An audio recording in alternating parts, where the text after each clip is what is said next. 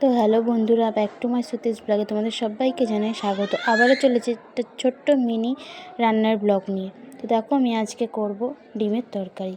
এই জন্য প্রথমে আমি কড়াইতে তেল দিয়ে নিয়ে তারপরে ডিমগুলোকে ছেড়ে।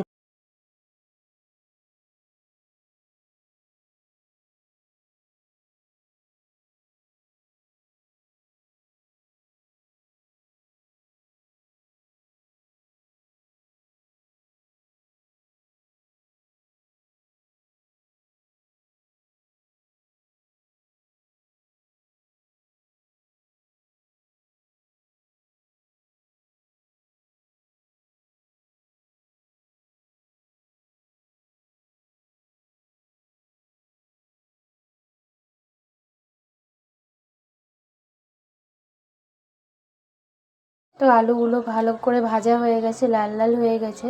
এবার আলুগুলোকে আমি নামিয়ে নেব। এবার কড়াইতে একটু হালকা চিনি দেবো যাতে কালারটা একটু ভালো আসে। এরপর তেজপাতা আর সাদা জিরে দিয়ে দেবো। নেড়ে নিয়ে দিয়ে একটু হালকা করে এবার আমি এতে পেঁয়াজ কুচি আর টমেটো কুচি দিয়ে দেবো। তারপরে ভালো করে নেড়ে চেড়ে নিতে হবে।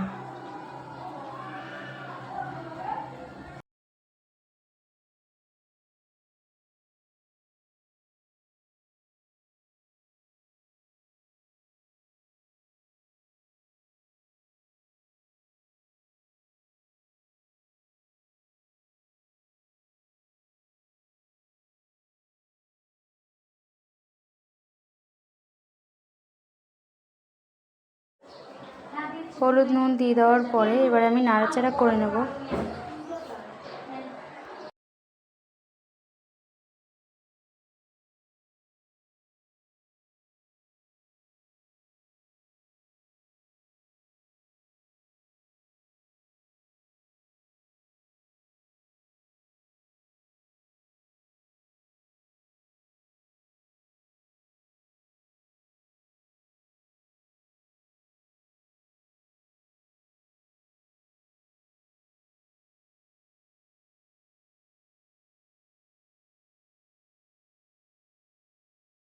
তো এবার মশলার ভিতরে আমি জল দিয়ে দেবো।